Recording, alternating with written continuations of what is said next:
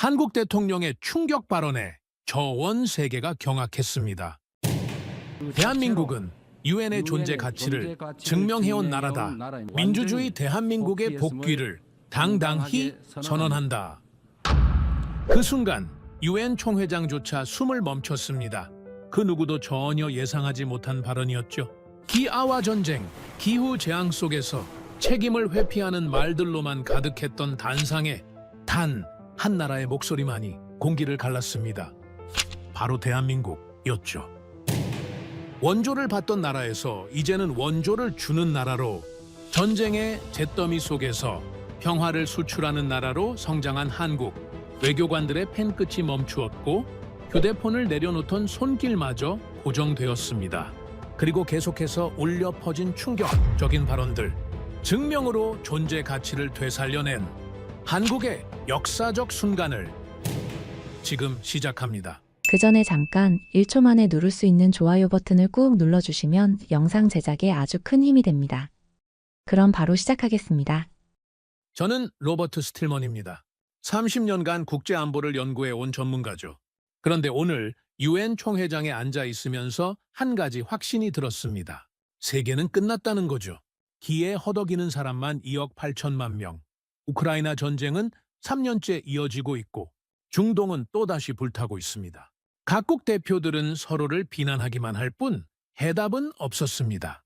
그런데 그때였습니다. 한국 대통령이 연단에 올라서는 순간이었죠. 제가 이런 말씀을 드리는 건 괜한 절망론 때문이 아닙니다. 나토 전략분석팀에서 일했고 유엔 안보리 자문위원도 역임했거든요. 이라크 전쟁부터 아프가니스탄까지 현장에서 직접 보고 분석해온 사람이에요. 브루킹스 연구소와 란드에서도 초빙 연구원으로 활동했죠. 그런 제가 오늘만큼 답답했던 적은 없었습니다. 총회장 분위기부터 심상치 않았어요. 193개국 대표들이 모였지만 얼굴들이 어두웠습니다. 통역기 너머로 들리는 각국 언어들도 무겁기만 했죠. 대리석으로 된 벽면에 걸린 세계 각국 국기들마저 색이 바랜 것 같았어요. 천장의 샹들리에조차 어둡게 느껴졌죠. 회의가 시작되기 전부터 불길한 예감이 있었어요. 복도에서 마주친 동료들의 표정이 모두 어두웠거든요. 오늘도 별다른 성과 없이 끝나겠군요. 영국 외교관이 한숨 섞인 목소리로 말했죠.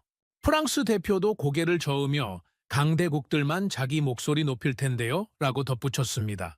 미국 대통령이 먼저 연설했습니다. 우리는 민주주의를 수호해야 합니다. 뻔한 얘기였죠. 중국은 일방주의를 반대합니다. 라고 맞받아쳤고 러시아는 서방의 패권주의가 문제다. 라고 비판했습니다. 서로를 향한 비난만 오갔어요. 해결책은 전혀 없었죠. 제 옆에 앉은 독일 외교관이 한숨을 쉬더니 속삭였습니다. 이래서는 아무것도 달라지지 않을 것 같군요. 맞는 말이었어요. 30년 전에도, 20년 전에도, 10년 전에도 똑같은 장면들을 봤거든요. 강대국들은 자신들의 이익만 챙기고 약한 나라들은 원조만 요구하죠. 그런데 정말 심각한 건 숫자였습니다. 기아로 고통받는 사람이 2억 8천만 명이에요. 작년보다 2천만 명이나 늘었죠. 우크라이나 전쟁으로 난민만 600만 명이 넘습니다. 중동 갈등은 또 어떻고요? 가자지구 상황은 하루하루가 참혹하기만 해요. 기후위기는 더욱 심각합니다. 올해 여름, 유럽은 50도를 넘나드는 폭염에 시달렸어요. 파키스탄 홍수로는 3,300만 명이 피해를 입었죠. 그런데 각국은 여전히 온실가스 감축 목표조차 제대로 지키지 않고 있어요.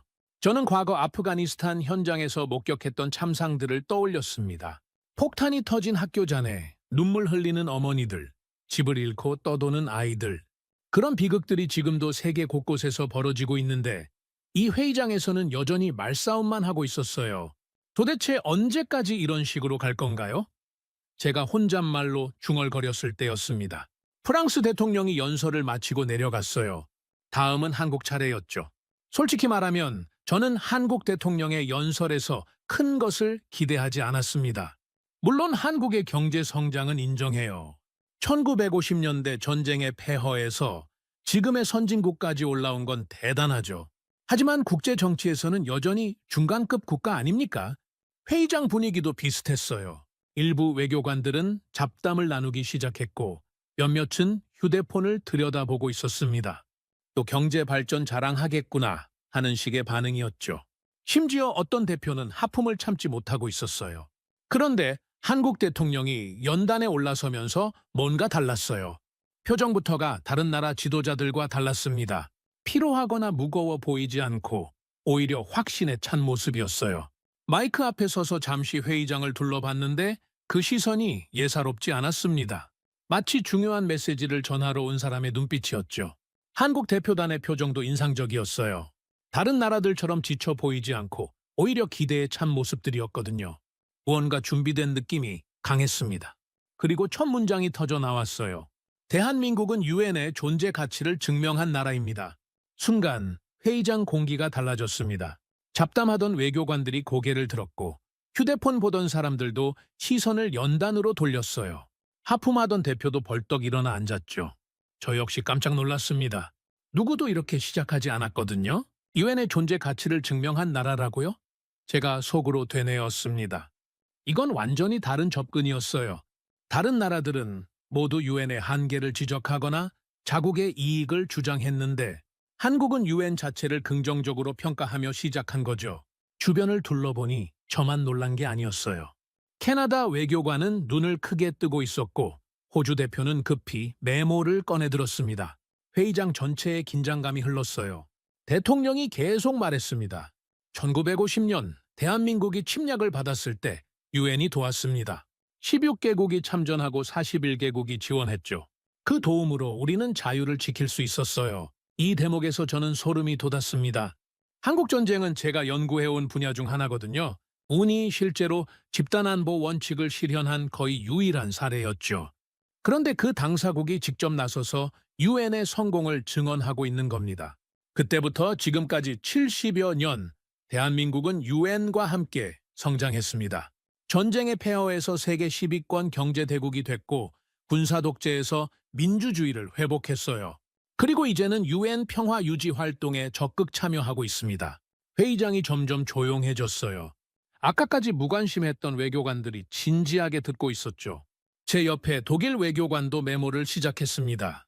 뒤쪽에서는 카메라 셔터 소리가 들렸어요. 저는 한국이 언급한 숫자들을 마음속으로 확인해 봤습니다. 맞았어요. 16개국 참전, 41개국 지원, 그리고 70여 년의 성장. 모든 게 정확했죠. 이건 단순한 수사가 아니라 팩트였어요. 그런데 정말 놀라운 건 그 다음이었어요. 오늘 저는 여러분께 선언하고 싶습니다. 민주 대한민국이 복귀했다고 말입니다. 민주 대한민국 복귀요. 저는 순간 이해하지 못했어요. 한국이 민주주의 국가가 된 지는 이미 30년도 넘었는데 왜 지금 복귀라고 하는 거죠? 대통령이 설명했습니다. 지난 몇 년간 우리는 시련을 겪었습니다. 정치적 혼란도 있었고 사회적 갈등도 심했어요.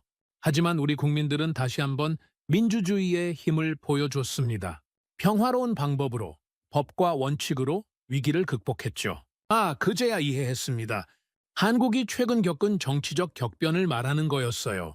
대통령 탄핵, 촛불 시위, 그리고 새로운 정부 출범까지 그 모든 과정이 폭력 없이 헌법에 따라 진행됐죠. 이건 정말 놀라운 일이었어요. 이것이 바로 민주 대한민국의 힘입니다.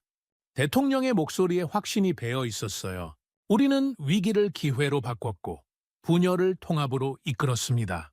그리고 이제 그 경험을 세계와 나누고 싶어요. 회의장이 술렁이기 시작했습니다.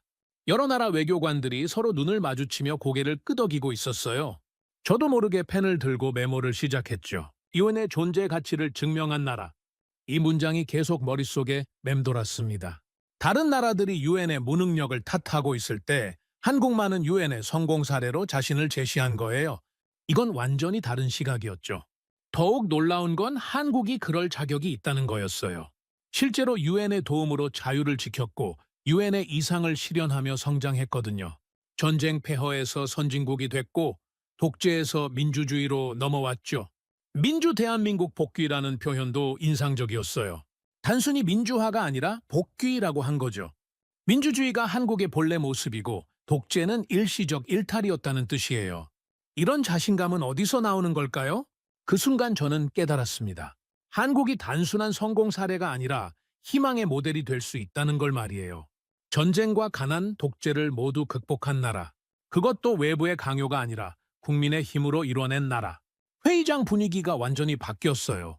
아까까지의 절망적 공기가 사라지고 뭔가 새로운 기대감이 감돌기 시작했죠. 한국 대통령의 연설은 아직 시작에 불과했는데도 말이에요. 저는 펜을 들고 열심히 메모했습니다. 유엔의 존재 가치를 증명한 나라, 민주 대한민국 복귀. 이 두 문장만으로도 오늘의 총회는 특별해졌어요. 30년간 이런 회의를 수도 없이 참석해봤지만 이렇게 첫 문장부터 회의장 공기를 바꾼 연설은 처음이었습니다. 한국이라는 나라가 세계에 던질 메시지가 무엇일지 갑자기 궁금해졌어요. 한국 대통령의 다음 말이 저를 완전히 사로잡았습니다. 유엔이 창설된 지 올해로 80년입니다. 그리고 대한민국도 광복 후 80년을 맞았죠. 순간 소름이 돋았어요. 유엔의 80년과 한국의 80년을 나란히 놓다니 이런 접근은 처음이었습니다. 저는 급히 계산해봤어요. 유엔 창설이 1945년, 한국 광복도 1945년. 맞았습니다. 그런데 왜 지금까지 아무도 이 연결고리를 말하지 않았을까요? 이 80년 동안 유엔과 대한민국은 함께 성장했습니다. 대통령의 목소리가 회의장 전체에 울렸어요. 유엔은 평화와 협력의 가치를 세우려 했고 한국은 그 가치를 몸소 실천했죠. 회의장 분위기가 달라지고 있었어요. 아까까지 무관심하던 외교관들이 하나둘씩 고개를 들기 시작했습니다. 제 앞쪽에 앉은 노르웨이 대표는 안경을 고쳤으며 집중하고 있었고 브라질 외교관은 열심히 메모를 취하고 있었어요. 1950년 한국은 유엔의 첫 번째 시험대였습니다. 대통령이 계속 말했어요. 침략자에 맞서 자유를 지키는 일, 이것이야말로 유엔 헌장이 추구하는 가치였죠. 그 시험에서 유엔과 한국은 함께 성공했습니다. 저는 이 대목에서 깊이 공감했습니다.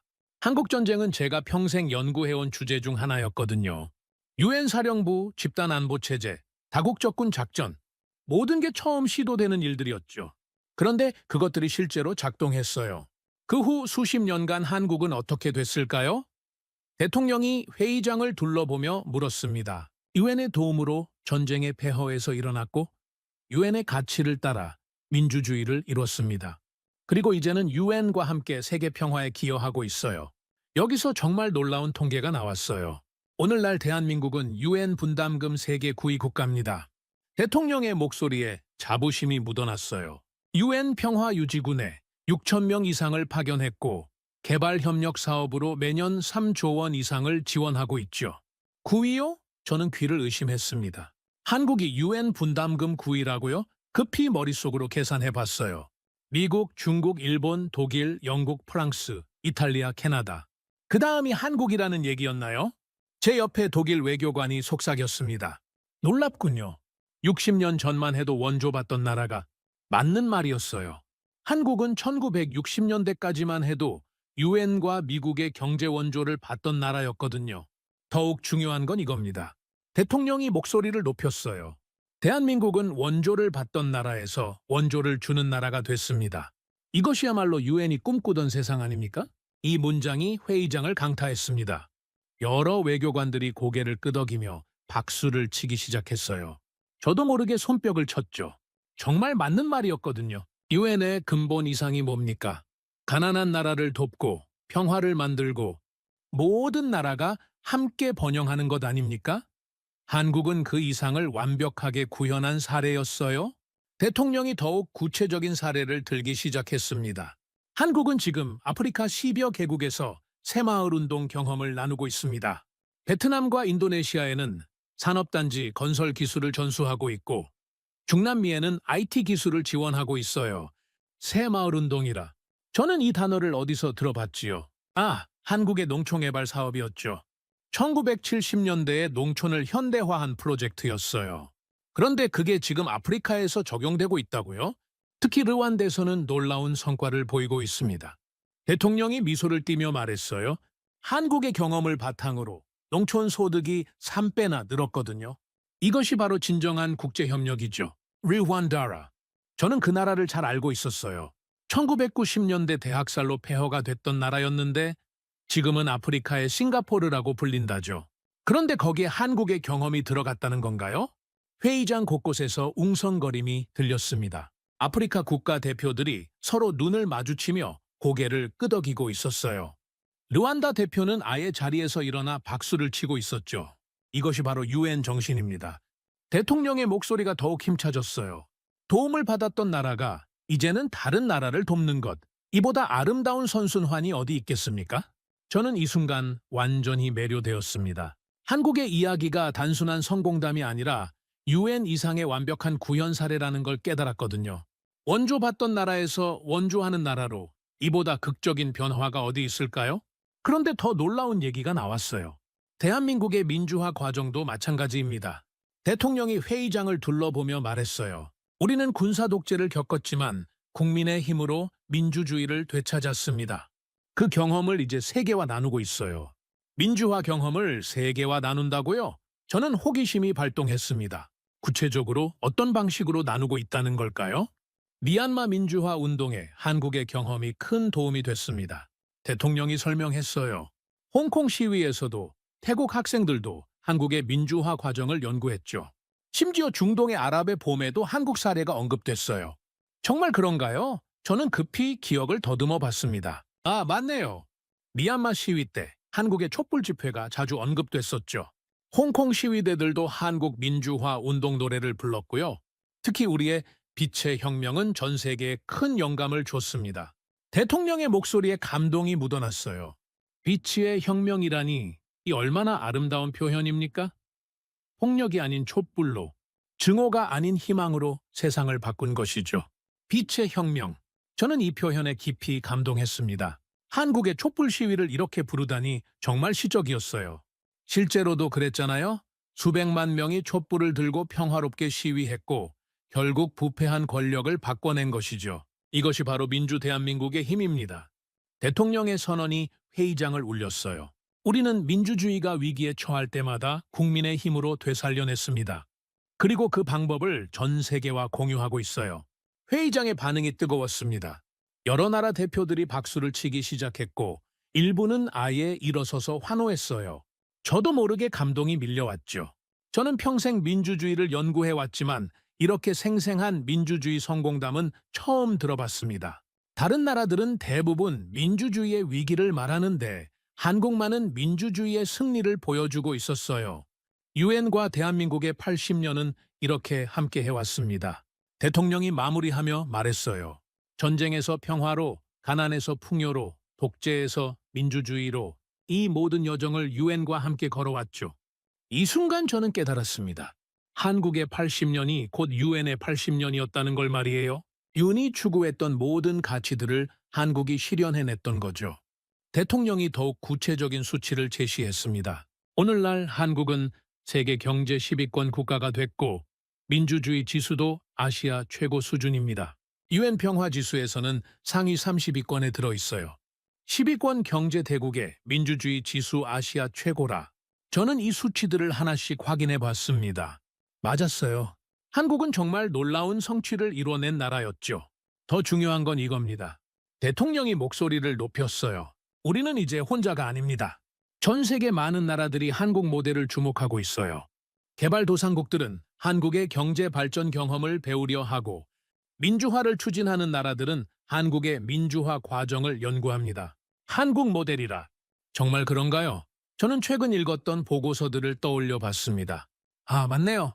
동남아시아 국가들이 한국의 경제 개발 경험을 벤치마킹하고 있었고 아프리카 국가들도 한국의 농촌개발 모델을 도입하고 있었어요.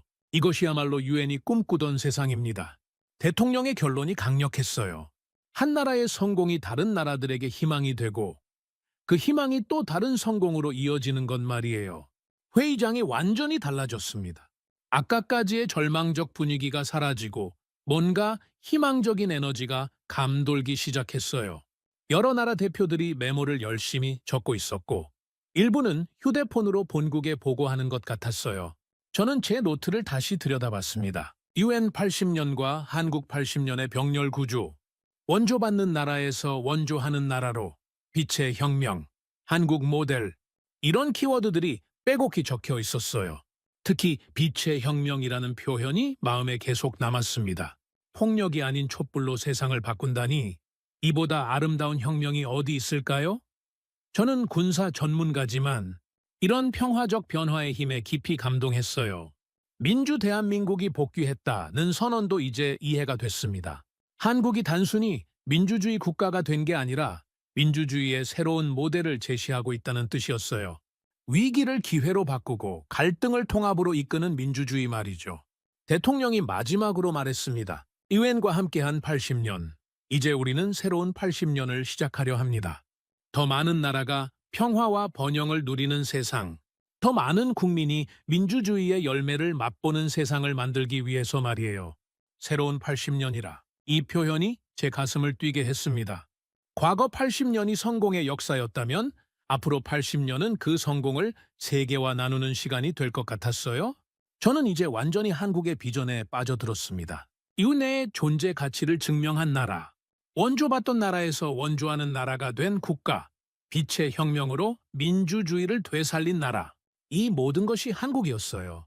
회의장을 둘러보니 저만 그런 게 아니었습니다. 대부분의 외교관들이 감동한 표정으로 고개를 끄덕이고 있었거든요. 아프리카 대표들은 특히 열정적이었고 동남아시아 외교관들도 큰 관심을 보였어요. 30년간 이런 회의를 참석해왔지만 이렇게 희망적인 메시지를 들은 건 처음이었습니다. 한국은 문제를 지적하는 게 아니라 해답을 제시하고 있었어요.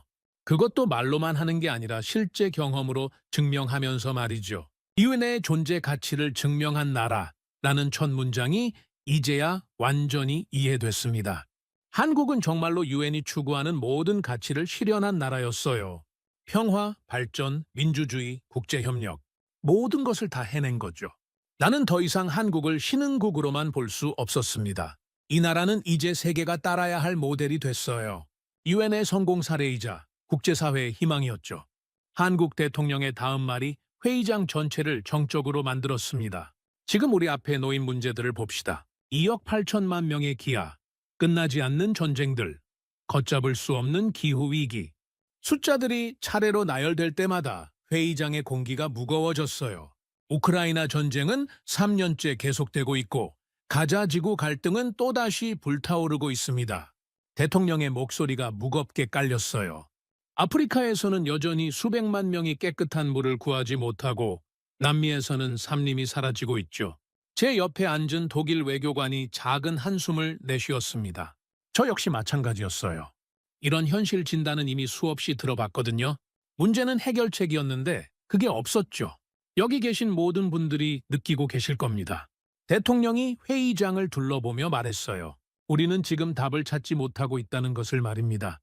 전통적인 외교로는 한계가 있고 기존의 국제협력 방식으로는 부족하다는 것을 말이에요. 정확한 지적이었습니다. 저는 30년간 국제 안보를 연구해 왔는데 요즘 들어 점점 무력감을 느끼고 있었거든요. 그런데 바로 그때였습니다. 대통령의 목소리가 갑자기 힘차게 바뀌었어요. 그러나 저는 확신합니다. 방법이 있다고 말입니다. 회의장이 조용해졌어요. 그 방법은 하나입니다. 더 많은 민주주의입니다. 더 많은 민주주의라고요? 저는 귀를 의심했습니다. 지금 세계가 겪고 있는 문제들 앞에서 민주주의를 해법으로 제시한다는 건가요? 민주주의의 핵심은 무엇입니까? 국민이 주인이 되는 것이죠. 모든 사람이 참여하고 모든 목소리가 들리고 모든 지혜가 모이는 것입니다. 대통령의 설명이 명확했어요. 이것을 국제사회에도 적용해야 합니다. 아, 그런 뜻이었군요. 지금까지 국제문제 해결은 주로 강대국들이 주도해왔죠. 소수가 결정하고 다수가 따라가는 방식이었는데 한국은 이걸 뒤집자고 하는 거였어요. 대한민국이 어떻게 성장했는지 봅시다. 대통령이 구체적인 사례를 들기 시작했어요. 우리는 국민 모두가 참여하는 민주주의로 기적을 만들어냈습니다. 새마을 운동도 그랬고 민주화 운동도 그랬죠. 새마을 운동의 핵심은 정부가 일방적으로 지원한 게 아닙니다. 마을 주민들이 스스로 계획하고 스스로 실행했죠. 정부는 조건을 만들어줬을 뿐이에요. 이것이 바로 집단 지성의 힘이었군요. 민주화 운동은 더욱 명확합니다. 대통령의 목소리에 감동이 묻어났어요. 수백만 명의 시민이 거리로 나왔고 촛불로 세상을 바꿨습니다. 이것이야말로 집단 지성의 힘이죠. 집단 지성, 이 단어가 제 머릿속에 강하게 박혔습니다. 저는 평생 안보를 연구하면서 주로 엘리트 중심의 의사결정을 다뤄왔는데 집단 지성이라는 관점은 새로웠어요. 국제사회도 마찬가지입니다. 대통령이 핵심으로 들어갔어요. 소수 강대국이 결정하는 것이 아니라 모든 국가가 참여하고 모든 목소리가 반영되어야 합니다. 그래야 진정한 해답을 찾을 수 있어요. 회의장 곳곳에서 고개를 끄덕이는 모습들이 보였습니다. 특히 중소국가 대표들의 반응이 뜨거웠어요. 더 많은 민주주의가 어떻게 기아 문제를 해결할까요? 대통령이 구체적인 예시로 들어갔습니다. 기아는 식량이 부족해서가 아닙니다. 분배가 잘못되어서죠. 그 분배를 결정하는 과정에 모든 나라가, 모든 사람이 참여해야 해요. 전쟁도 마찬가지입니다. 대부분의 전쟁은 소수의 결정으로 시작됩니다. 하지만 평화는 모든 사람이 원해야 가능해요. 더 많은 사람이 평화 과정에 참여할수록 더 지속 가능한 평화가 만들어집니다. 이 대목에서 저는 깊이 공감했습니다. 제가 연구해온 분야가 바로 이거였거든요. 기후위기는 더욱 명확합니다. 이건 한두 나라의 노력으로는 해결할 수 없어요. 모든 나라, 모든 기업, 모든 시민이 참여해야 합니다. 이것이 바로 대한민국이 제안하는 해법입니다. 대통령의 목소리가 힘차게 울렸어요. 더 많은 민주주의, 더 많은 참여, 더 많은 협력으로 세상을 바꾸자는 것입니다. 그런데 어떻게 실현할까요? 대통령이 바로 구체적인 방안을 제시했습니다. UN 창설 80주년을 맞아 우리는 새로운 이니셔티브를 제안합니다. 모두를 위한 민주주의 프로젝트입니다. 이 프로젝트의 핵심은 세 가지입니다. 대통령이 손가락을 하나씩 세며 설명했어요.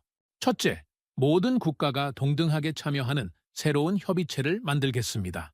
둘째, 시민사회와 NGO의 목소리를 더 많이 반영하겠습니다. 셋째, 디지털 기술로 더 많은 사람이 참여할 수 있게 하겠어요.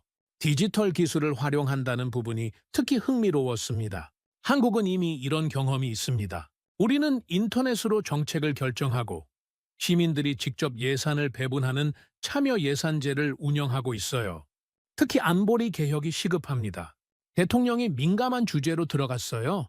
지금의 안보리는 70년 전의 권력 구조를 그대로 반영하고 있습니다. 이제는 바뀌어야 해요. 우리가 제안하는 것은 혁명이 아니라 진화입니다. 예를 들어 지역별 순환 의석제를 도입할 수 있습니다. 아프리카, 아시아, 남미 등 각 지역에서 순번을 정해 안보리에 참여하는 거죠. 순환 의석제라. 이건 정말 창의적인 아이디어였습니다. 기존 상임이사국의 기득권은 건드리지 않으면서도 더 많은 나라가 참여할 수 있게 하는 방법이었죠. 회의장의 반응이 뜨거웠습니다. 아프리카 국가대표들이 특히 관심을 보였고 남미 외교관들도 고개를 끄덕이고 있었어요. 이것이 바로 더 많은 민주주의입니다.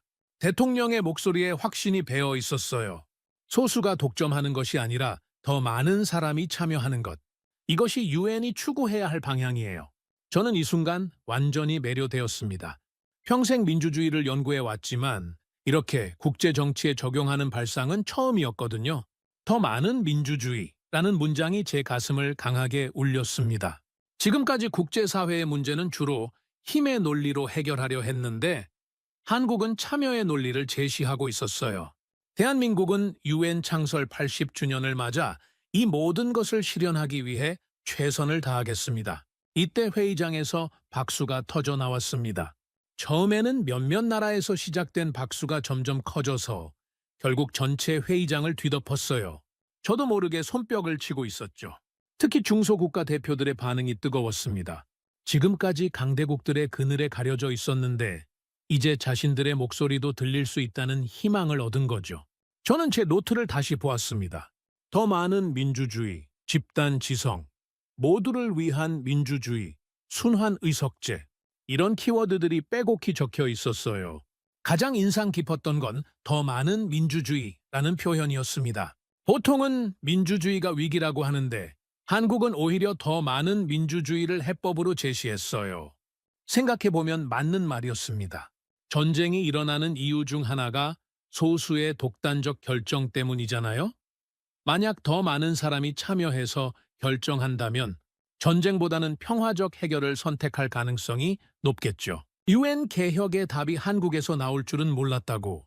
제가 혼잣말로 중얼거렸을 때 옆에 있던 독일 외교관이 말했습니다. 정말 혁신적인 제안이군요.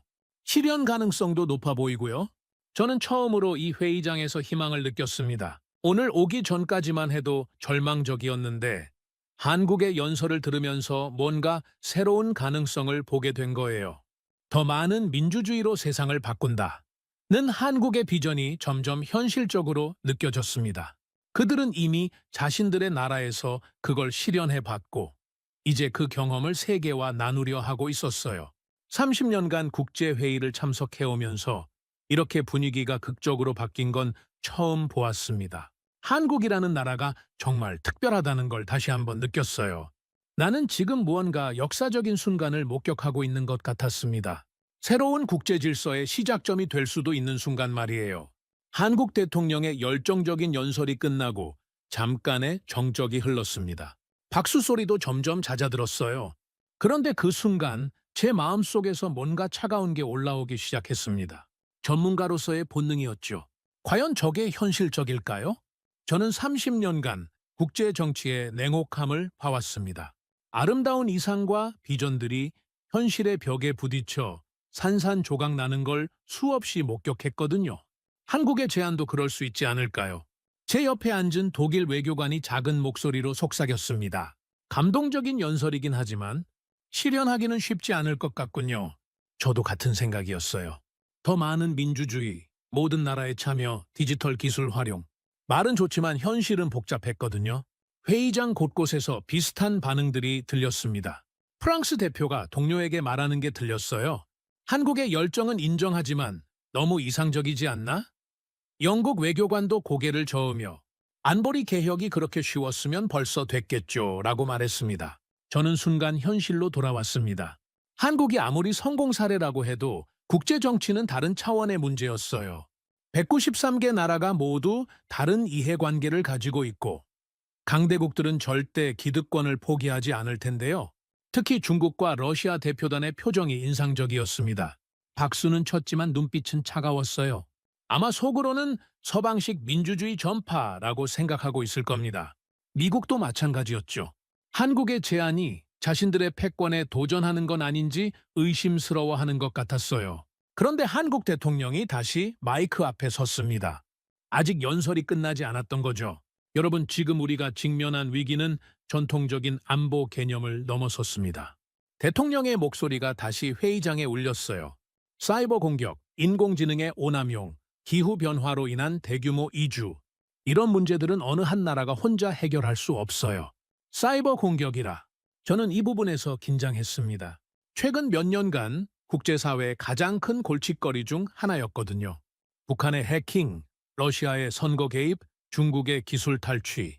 이런 일들이 끊이지 않고 있었어요. 작년 한 해에만 전 세계적으로 사이버 공격 피해가 6조 원을 넘었습니다. 대통령이 구체적인 수치를 제시했어요. 이는 어떤 나라의 GDP보다도 큰 규모죠. 그런데 우리는 여전히 개별 국가 차원에서만 대응하고 있어요. 6조 원이라니 정말 엄청난 규모였습니다. 저는 관련 보고서들을 읽어봤는데 실제로 사이버 범죄의 규모는 상상을 초월했어요. 그런데 각국이 따로따로 대응하다 보니 효과적이지 못했죠. 인공지능 문제는 더욱 심각합니다. 대통령이 계속했어요. AI가 잘못 사용되면 가짜뉴스를 대량 생산할 수 있고 선거에 개입할 수도 있어요. 심지어 자율살상 무기도 만들 수 있죠. 자율살상 무기라는 단어에 회의장이 술렁였습니다. 이건 정말 민감한 주제였어요. 유엔에서도 몇 년째 논의하고 있지만 합의점을 찾지 못하고 있었거든요. 그런데 저는 여기서 의문이 들기 시작했습니다. 한국이 이런 복잡한 문제들을 제기하는 건 좋지만 과연 해결책이 있을까요? 더 많은 민주주의로 사이버 공격을 막을 수 있다는 건가요? 기후변화는 이미 안보 위기가 됐습니다. 대통령이 더 무거운 주제로 넘어갔어요. 해수면 상승으로 투발루 같은 섬나라들이 사라질 위기에 있고 가뭄과 홍수로 수천만 명이 고향을 떠나야 할 상황이에요. 이 부분은 저도 잘 알고 있었습니다. 기후 난민 문제는 이미 현실이 되고 있었어요. 아프리카와 중동에서 기후변화로 인한 이주민들이 유럽으로 몰려가고 있었죠. 그런데 이걸 어떻게 해결하겠다는 걸까요? 이런 새로운 위협들 앞에서 우리에게는 새로운 접근법이 필요합니다. 대통령의 목소리가 더욱 힘차졌어요. 바로 글로벌 거버넌스의 혁신입니다. 글로벌 거버넌스의 혁신이라. 저는 이 용어를 들으면서 약간 당황했습니다. 너무 추상적이지 않나요? 구체적으로 무엇을 하겠다는 건지 잘 모르겠더라고요. 예를 들어 사이버 안보는 어떻게 해결할까요? 대통령이 구체적인 예시로 들어갔습니다. 한국은 이미 사이버 보안 분야에서 세계 최고 수준의 기술을 보유하고 있어요. 이 기술을 국제사회와 공유하고 공동 대응 체계를 만들겠습니다. 한국이 사이버 보안 분야에서 세계 최고 수준이라고요? 저는 이 부분에서 의심이 들었습니다. 물론 한국의 IT 기술은 뛰어나지만 사이버 보안은 또 다른 문제 아닌가요?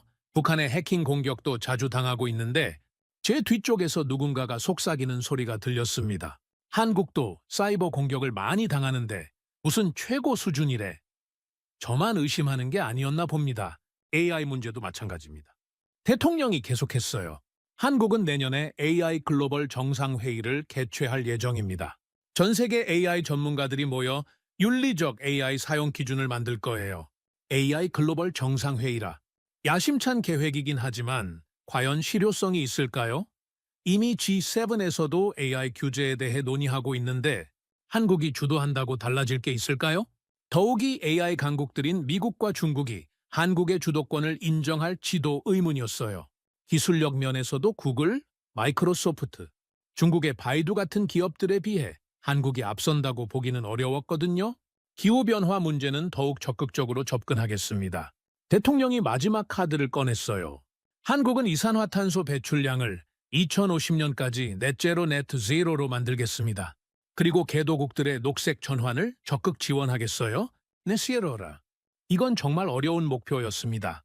유럽 국가들도 힘들어하는 목표인데 제조업 비중이 높은 한국이 과연 달성할 수 있을까요? 저는 점점 회의적이 되어갔습니다.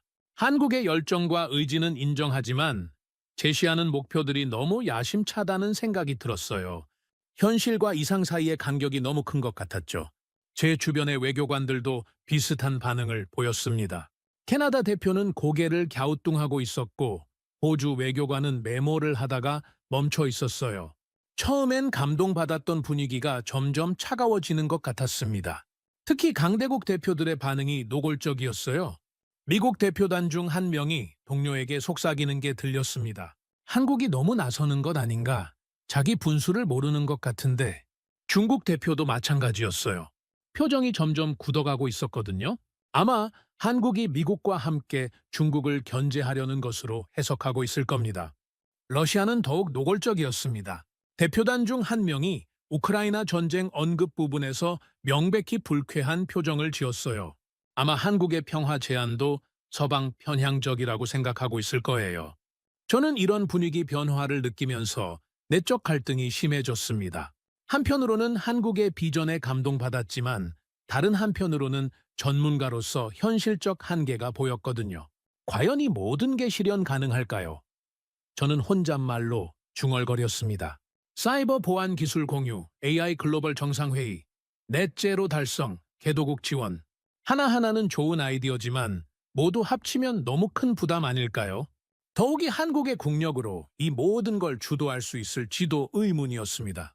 경제 규모로는 세계 10위권이지만 여전히 미국, 중국, 유럽에 비해서는 작은 나라였거든요. 한국이 너무 이상론에 빠진 것 같습니다. 제 옆에 독일 외교관이 작게 말했어요.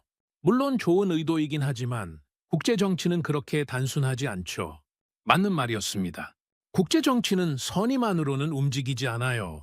이해관계, 권력균형, 지정학적 갈등, 이런 요소들이 복잡하게 얽혀 있거든요.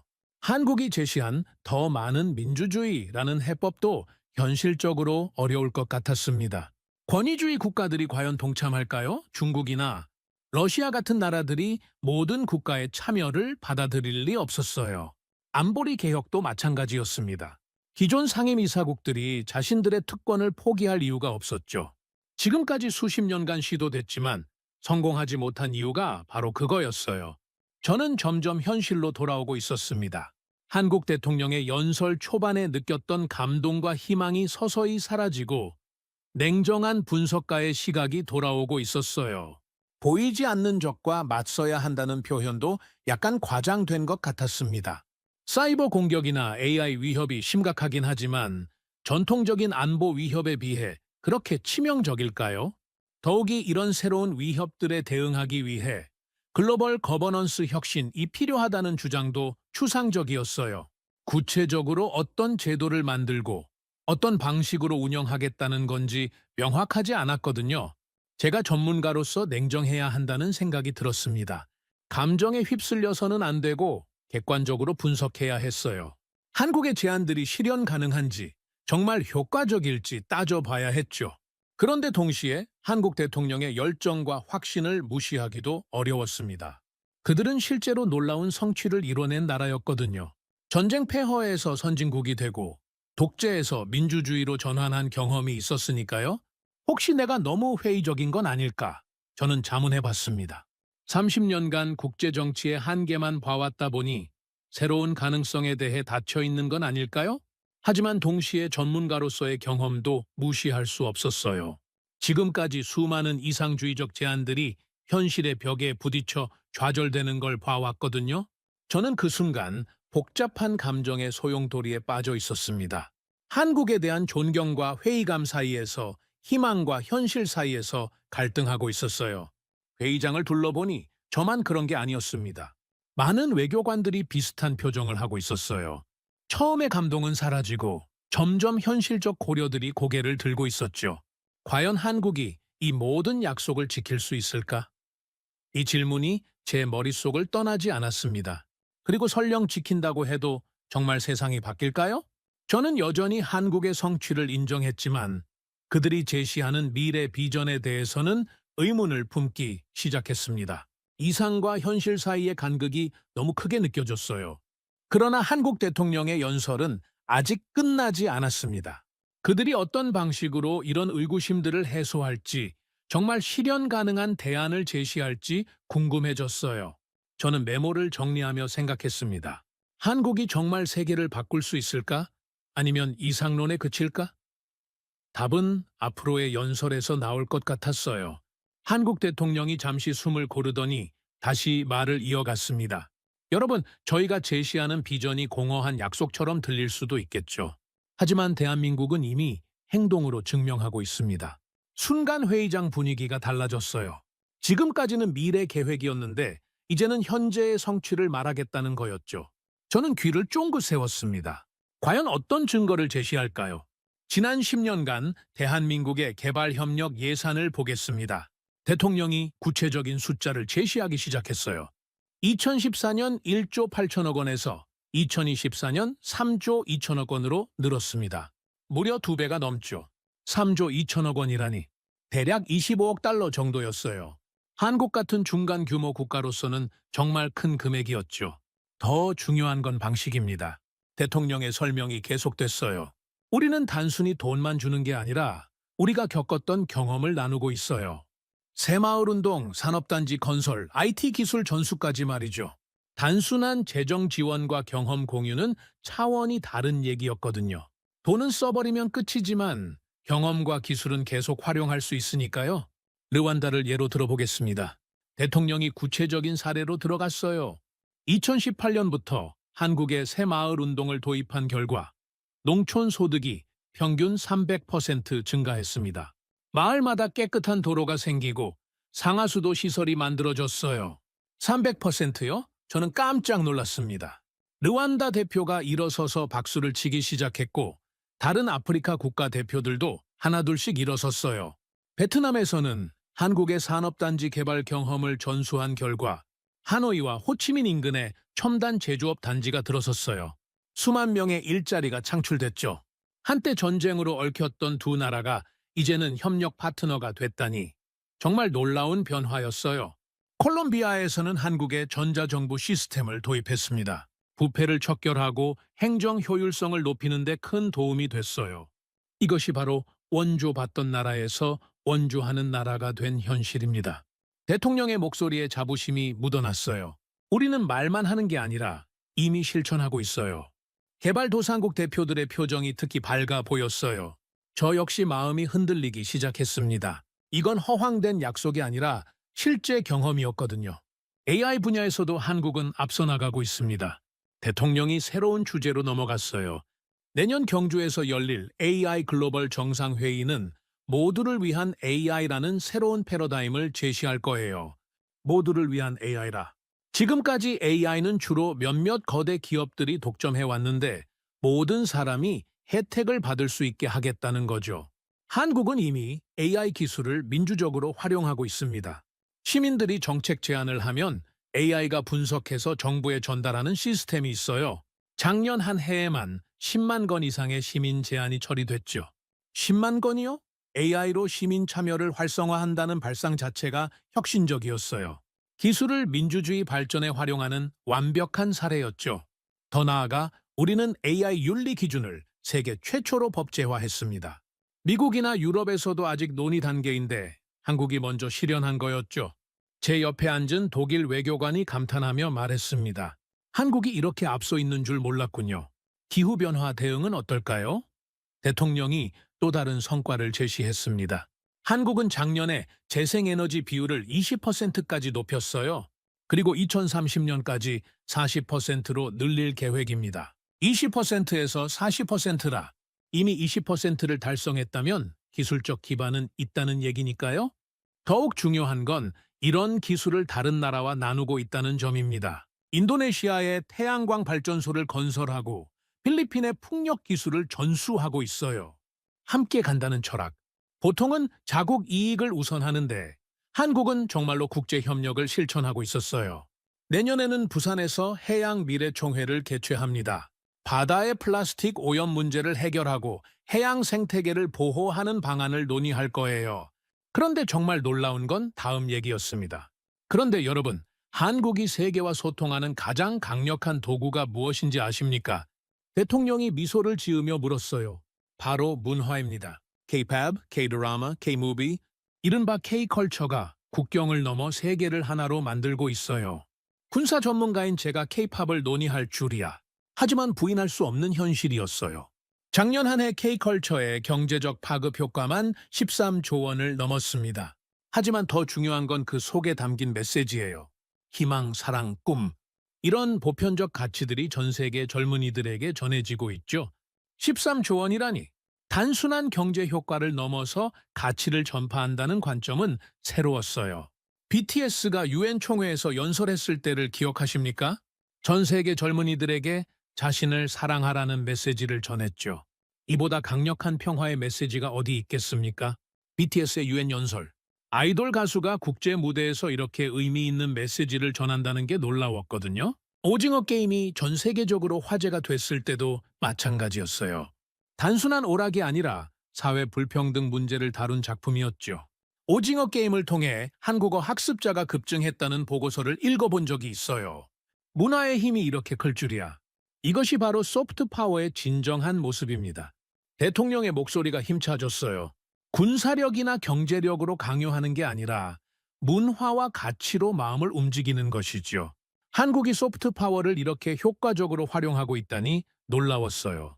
K-컬처가 전하는 메시지는 단순합니다. 꿈을 포기하지 말고 서로 사랑하며 더 나은 세상을 만들어 가자는 것이지요. 이것이야말로 유엔이 추구하는 가치와 일치하지 않습니까? 이 말을 들으면서 저는 완전히 마음이 바뀌었습니다. 문화가 이렇게 세계를 하나로 묶을 줄이야. 그것도 강제가 아니라 자발적으로 말이에요. 회의장의 분위기도 완전히 달라졌어요.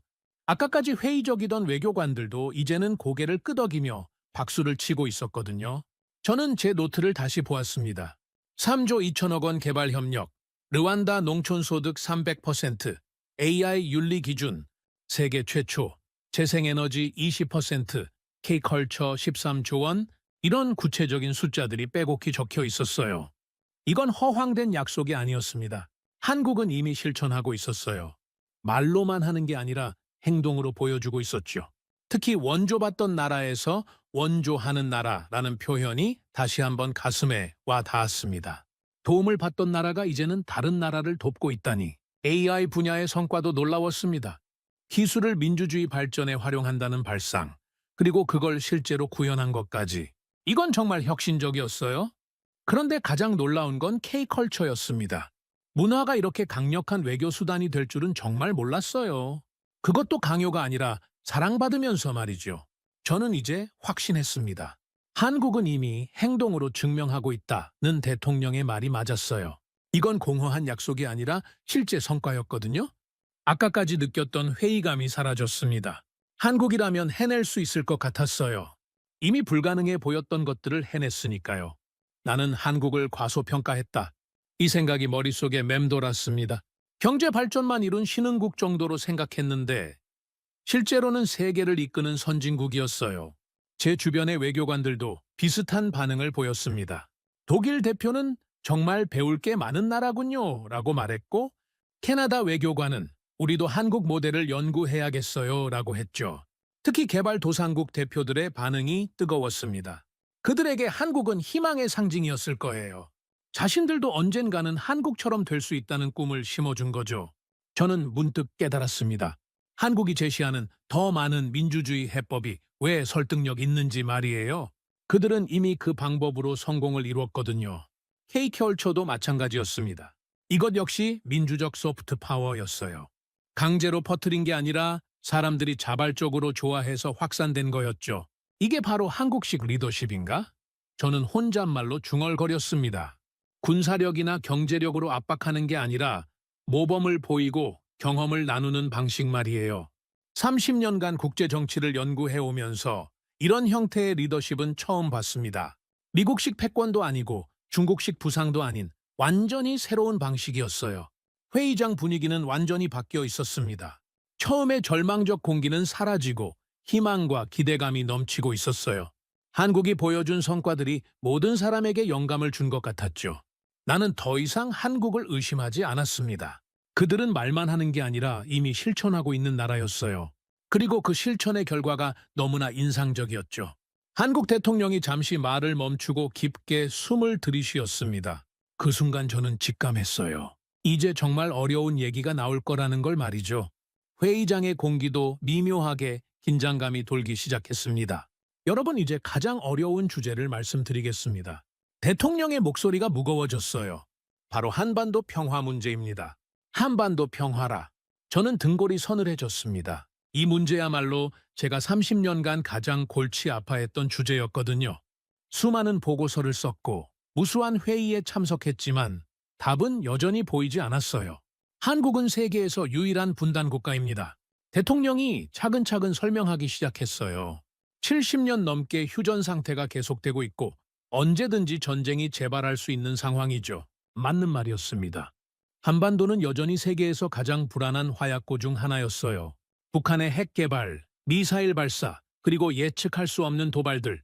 저는 이런 상황들을 분석하느라 밤잠을 설쳐본 적이 한두 번이 아니었죠. 그런데 저는 오늘 여러분께 새로운 접근법을 제안하고 싶습니다. 대통령의 목소리에 결의가 배어 있었어요.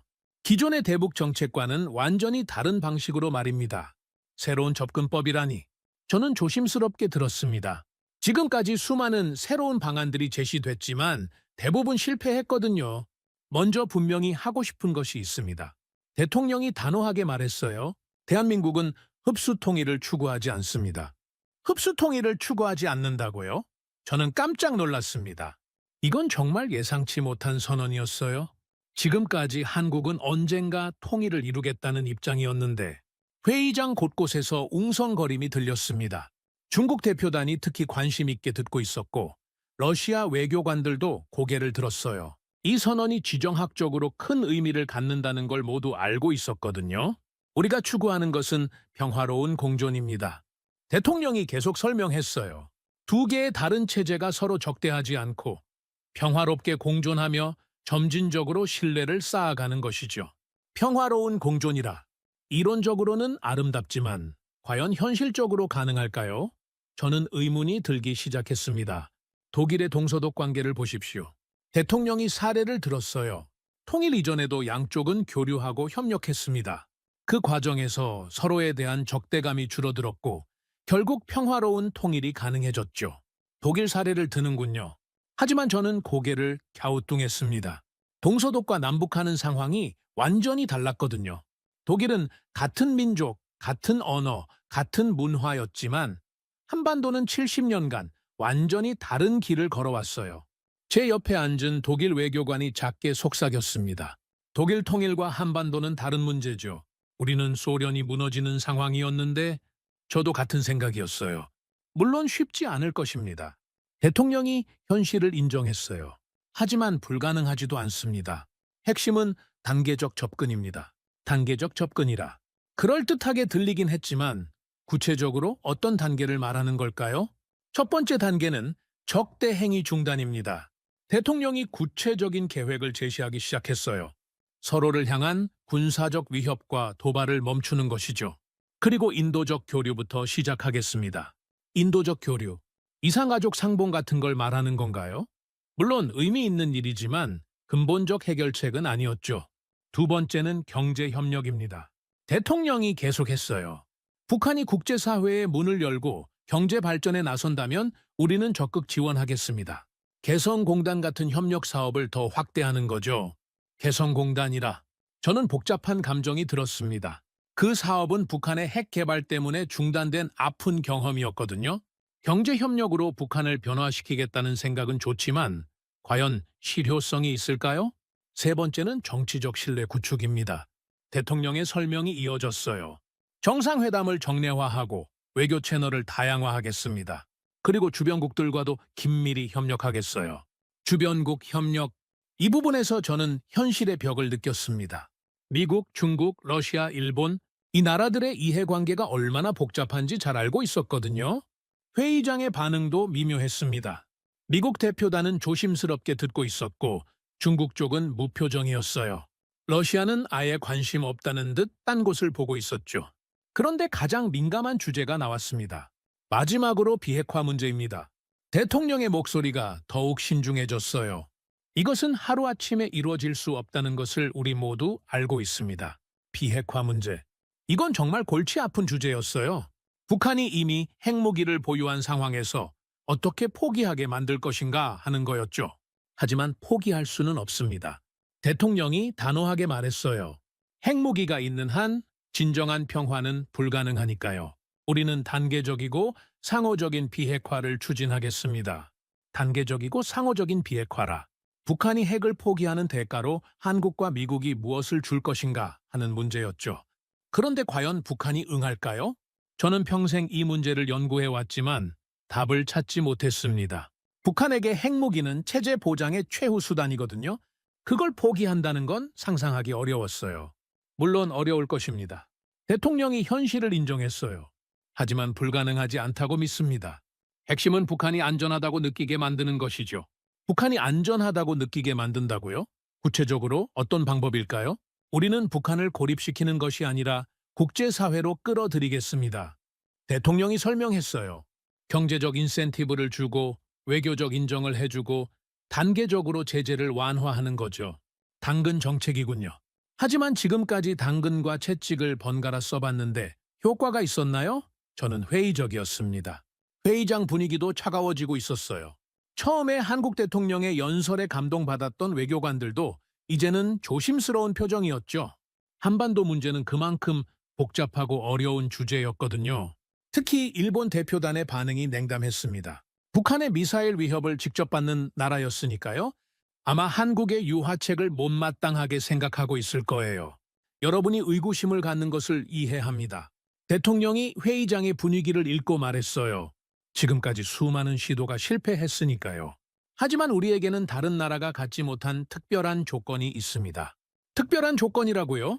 저는 귀를 기울였습니다. 우리는 같은 민족입니다. 대통령의 목소리에 감정이 묻어났어요. 같은 언어를 쓰고 같은 역사를 공유하고 같은 문화적 뿌리를 가지고 있어요. 이것은 다른 나라가 흉내낼 수 없는 우리만의 자산이죠. 같은 민족이라. 물론 그렇긴 하지만 70년간 분단되면서 얼마나 달라졌을까요? 저는 여전히 의문이었어요. 더욱이 우리는 평화로운 변화의 경험이 있습니다. 대통령이 강조했어요. 군사독재에서 민주주의로 폭력이 아닌 평화로운 방법으로 바꿨죠. 이런 경험을 북한과도 나눌 수 있다고 믿습니다. 민주화 경험을 북한과 나눈다고요? 이건 정말 위험한 발상 같았습니다. 북한 입장에서는 체제 전복을 위한 공작으로 받아들일 텐데요. 제 뒤쪽에서 누군가가 작게 속삭였습니다. 한국이 너무 순진한 것 아닌가, 북한이 그렇게 만만한 상대가 아닌데. 저도 비슷한 생각이었어요. 그런데 대통령이 더욱 놀라운 제안을 했습니다. 저는 오늘 이 자리에서 제안합니다. 대통령의 목소리가 결연해졌어요. 북한과 평화협정을 체결하자고 말입니다. 휴전협정을 평화협정으로 바꿔서 법적으로도 전쟁을 끝내는 거죠. 평화협정이라니. 저는 숨이 막혔습니다. 이건 정말 엄청난 제안이었어요. 휴전협정을 평화협정으로 바꾼다는 건 한국전쟁을 공식적으로 종료한다는 뜻이었거든요. 회의장이 완전히 조용해졌습니다. 모든 외교관들이 긴장한 표정으로 듣고 있었어요. 이런 제안은 정말 처음이었거든요. 물론 하루아침에 되지는 않을 것입니다. 대통령이 신중하게 말했어요. 하지만 목표는 분명합니다. 한반도에서 전쟁의 가능성을 영원히 제거하는 것이지요. 전쟁 가능성을 영원히 제거한다. 이상적인 목표이긴 하지만 과연 현실적일까요? 저는 그 순간 깊은 고민에 빠졌습니다. 한편으로는 한국의 평화 의지에 감동받았지만 다른 한편으로는 너무 위험한 도박 같다는 생각이 들었어요. 북한이 과연 진정성 있게 응할까요? 아니면 시간 벌기용 전술로 이용할까요? 그리고 설령 북한이 응한다 해도 중국이나 러시아가 과연 찬성할까요? 미국의 반응도 걱정됐습니다. 한미동맹에 균열이 생기지 않을까요? 일본은 또 어떻게 반응할까요? 여러분의 우려를 압니다. 대통령이 마치 제 생각을 읽은 듯 말했어요. 하지만 지금까지의 방법으로는 해결되지 않았습니다. 새로운 시도가 필요한 때입니다. 새로운 시도, 맞는 말이긴 했어요. 지금까지 압박과 제재, 대화와 협상을 반복해왔지만 근본적 해결책은 나오지 않았거든요. 그리고 우리에게는 든든한 파트너들이 있습니다. 대통령이 자신감을 보였어요. 미국, 중국, 러시아, 일본 모든 주변국이 한반도 평화를 원하고 있어요. 이런 국제적 분위기를 활용하겠습니다. 정말 모든 주변국이 한반도 평화를 원하고 있을까요? 저는 의문이었어요. 각국마다 다른 속셈이 있을 텐데. 하지만 동시에 한국 대통령의 진정성은 의심할 수 없었습니다. 그의 목소리에서 간절함이 느껴졌거든요. 정말로 평화를 이루고 싶어 한다는 게 전해졌어요. 한반도 평화는 우리만의 문제가 아닙니다. 대통령이 회의장을 둘러보며 말했어요. 동북아시아 전체의 평화와 안정에 직결되는 문제죠. 나아가 세계 평화에도 기여할 것입니다. 세계 평화에 기여한다. 과장된 표현 같지만 아주 틀린 말은 아니었어요. 한반도가 안정되면 동북아 전체가 안정되고 그게 세계 평화에도 도움이 될 테니까요. 저는 그 순간 복잡한 감정의 소용돌이에 빠져 있었습니다. 전문가로서는 현실적 어려움이 너무 많아 보였지만 한 사람으로서는 평화에 대한 간절함에 공감했거든요. 이것이 바로 대한민국이 직면한 가장 큰 시험입니다. 대통령이 무겁게 말했어요. 하지만 우리는 이 시험을 통과할 것입니다. 반드시 평화를 이루어낼 것입니다. 가장 큰 시험이라 정말 그런 것 같았어요. 한국이 지금까지 이루어낸 성취들도 대단하지만 한반도 평화는 차원이 다른 도전이었거든요. 회의장을 둘러보니 모든 사람들이 진지한 표정이었습니다. 한국의 평화 제안이 얼마나 중대한 의미를 갖는지 모두 알고 있었어요. 저는 메모하며 생각했습니다. 과연 한국이 이 시험을 통과할 수 있을까? 정말로 한반도에 평화가 올 수 있을까? 아직은 확신할 수 없었습니다. 너무 많은 변수들이 있었고 너무 많은 이해관계가 얽혀 있었거든요. 하지만 한 가지는 분명했어요. 한국이 진심으로 평화를 원하고 있다는 것이었죠. 그리고 그들이 지금까지 불가능해 보였던 일들을 해내온 나라라는 것도요. 전쟁 폐허에서 선진국이 되고 독재에서 민주주의로 바뀌고 원조받는 나라에서 원조하는 나라가 된 것처럼 혹시 이번에도 기적을 만들어낼까? 저는 조심스럽게 기대해봤습니다. 물론 현실적으로는 어렵겠지만 한국이라면 가능할지도 모르겠다는 생각이 들었어요. 한반도 평화, 정말로 이루어진다면 그것이야말로 세계의 기적이 될 것입니다. 한국이 과연 이런 기적을 만들어낼 수 있을까요? 답은 시간이 알려줄 것 같았어요. 한국 대통령이 잠시 침묵하더니 갑자기 목소리 톤이 완전히 바뀌었습니다. 아까까지의 신중함이 사라지고 대신 강한 확신이 배어나오기 시작했어요. 여러분, 제가 지금까지 말씀드린 것들이 이상론처럼 들릴 수 있습니다. 하지만 저는 한 가지 확신합니다. 회의장이 다시 조용해졌어요. 모든 사람들이 그의 다음 말을 기다리고 있었죠. 가장 확실한 평화는 싸울 필요가 없는 상태입니다. 대통령의 이 한 문장이 회의장을 강타했어요. 저는 순간 소름이 돋았습니다. 이렇게 단순하면서도 명확한 평화의 정의를 들어본 적이 없었거든요.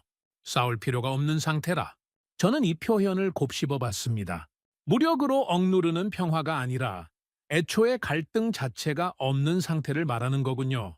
이건 완전히 새로운 관점이었어요. 그렇다면 어떻게 싸울 필요가 없게 만들까요?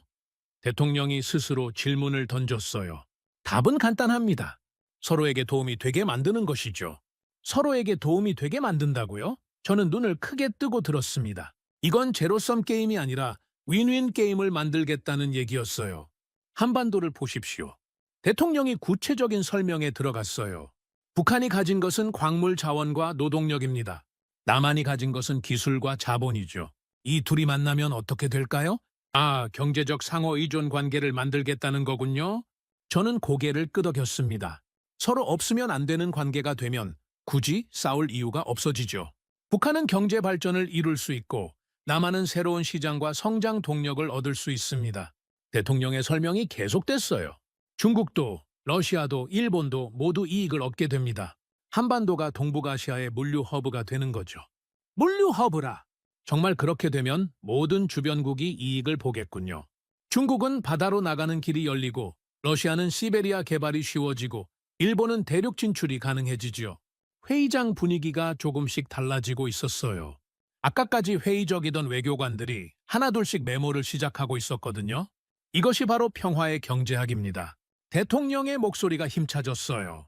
전쟁은 모든 것을 파괴하지만 평화는 모든 것을 창조합니다. 어떤 것이 더 현명한 선택일까요? 평화의 경제학이라는 표현이 제 가슴에 와 닿았습니다. 저는 평생 안보를 연구하면서 주로 군사적 균형만 생각해 왔는데 경제적 접근은 새로웠어요. 그런데 여러분, 이런 평화가 가능하다는 증거가 어디 있느냐고 물으실지 모르겠습니다. 대통령이 회의장을 둘러보며 말했어요. 바로 여기 있습니다. 대한민국 자체가 그 증거입니다. 대한민국이 증거라고요? 저는 궁금해졌습니다. 우리는 적과 친구가 된 경험이 있습니다. 대통령이 감동적인 사례를 들기 시작했어요. 베트남을 보십시오. 한때 전쟁을 치렀던 나라와 지금은 전략적 파트너십을 맺고 있죠. 베트남과의 관계 변화, 정말 놀라운 일이었습니다. 한때 피를 흘리며 싸웠던 두 나라가 이제는 서로 돕고 있다니요. 일본과도 마찬가지입니다. 대통령이 계속했어요. 식민 지배라는 아픈 역사가 있지만 지금은 중요한 협력 파트너가 됐습니다. 역사를 잊지는 않되 미래를 함께 만들어가고 있죠. 일본과의 관계도 그렇군요. 물론 아직 해결되지 않은 문제들이 있지만 전체적으로는 협력하고 있었어요. 심지어 중국과도 그렇습니다. 대통령이 더욱 놀라운 사례를 제시했어요. 한국 전쟁 때 적국이었지만 지금은 최대 교역국이 됐어요. 이보다 극적인 변화가 어디 있겠습니까? 중국과의 관계 변화. 저는 정말 감탄했습니다. 한때 총부리를 겨누던 나라들이 이제는 서로 없어서는 안 될 파트너가 됐다니요? 이것이 바로 한국이 보여준 평화의 마법입니다. 대통령의 목소리에 자부심이 묻어났어요. 적을 친구로 만드는 것, 갈등을 협력으로 바꾸는 것 말이죠. 적을 친구로 만드는 마법. 이 표현이 제 마음을 울렸습니다. 정말 그랬어요. 한국은 주변의 모든 나라들과 좋은 관계를 만들어 왔거든요. 회의장의 분위기가 확실히 달라졌어요. 처음엔 조심스럽게 듣던 외교관들이 이제는 고개를 끄덕이며 공감하고 있었어요. 그렇다면 북한과도 가능하지 않을까요? 대통령이 핵심 질문을 던졌어요. 같은 민족, 같은 언어, 같은 문화인데 왜 안 될까요? 정말 왜 안 될까요? 저는 순간 마음이 열리는 걸 느꼈습니다. 다른 나라들과 다 잘 지내는데 북한만 특별할 이유가 있나요? 핵심은 방법입니다. 대통령이 구체적인 접근법을 제시했어요. 압박과 제재가 아니라 교류와 협력으로, 고립이 아니라 참여로 이끌어내는 것이죠. 교류와 협력, 참여. 이런 단어들이 제 머릿속에 선명하게 박혔습니다. 지금까지는 주로 압박과 봉쇄에 의존했는데 완전히 다른 접근이었어요. 그리고 여러분, 우리에게는 특별한 무기가 있습니다. 대통령이 미소를 지으며 말했어요. 바로 K컬처입니다. K컬처가 무기라고요? 저는 웃음이 났습니다. 군사 전문가인 제가 K-팝을 평화의 무기로 듣게 될 줄이야. 여러분은 북한 주민들도 한국 드라마를 본다는 사실을 아십니까? 대통령이 놀라운 사실을 공개했어요. USB에 담긴 K-드라마가 북한 전역에 퍼져 있어요. 젊은 층은 한국 가요를 따라 부르고 있고요. 정말 그런가요? 저는 깜짝 놀랐습니다. 그렇다면 이미 문화적 교류가 은밀하게 이루어지고 있다는 얘기네요. 이것이야말로 가장 강력한 소프트 파워입니다. 대통령이 강조했어요. 탱크나 미사일보다 훨씬 강력한 무기죠. 마음을 움직이는 힘이니까요. 마음을 움직이는 힘. 정말 그런 것 같았어요. 무력으로는 마음을 바꿀 수 없지만 문화는 가능했거든요. 북한 주민들이 한국 드라마를 보면서 무엇을 느낄까요? 대통령이 상상력을 자극했어요. 자유로운 연애, 꿈을 이루는 젊은이들, 행복한 가족들. 이런 모습을 보면서 뭔가 다른 삶이 가능하다는 걸 깨달을 거예요. 정말 그렇겠네요. 드라마 속 남한의 모습이 북한 주민들에게는 새로운 세상으로 보일 거예요. 이것이야말로 진정한 통일입니다. 대통령의 목소리가 감동적으로 변했어요.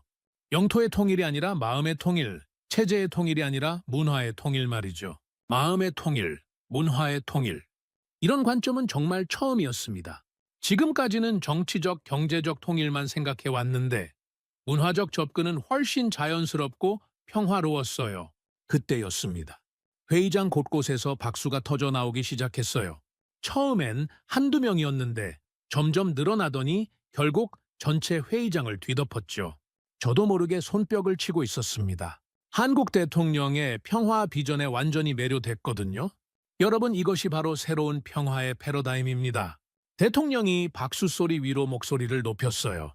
군사력이 아닌 문화로, 압박이 아닌 포용으로, 분열이 아닌 통합으로 평화를 만드는 것이죠. 새로운 평화의 패러다임. 저는 이 표현에 깊이 공감했습니다. 지금까지의 평화는 힘의 균형에 의존했는데 한국이 제시하는 평화는 마음의 변화에 기반하고 있었어요. 그리고 이 모든 것의 중심에 민주주의가 있습니다. 대통령이 핵심을 짚었어요. 민주주의가 있는 곳에 평화가 있고 평화가 있는 곳에 번영이 있습니다. 민주주의, 평화, 번영의 선순환. 한국이 바로 그 모델이었죠. 회의장 분위기가 완전히 바뀌어 있었습니다. 처음에 절망적 공기는 사라지고 희망과 감동이 넘치고 있었어요. 여러 나라 외교관들이 일어서서 박수를 치고 있었죠. 저는 그 순간 깨달았습니다. 한국이 단순한 분단 국가가 아니라 평화의 해법을 제시하는 선도 국가라는 걸 말이에요. 나는 지금까지 한국을 잘못 봐왔다. 이 생각이 머릿속에 강하게 박혔습니다. 작은 나라, 도움이 필요한 나라 정도로 생각했는데 실제로는 세계가 배워야 할 스승이었어요.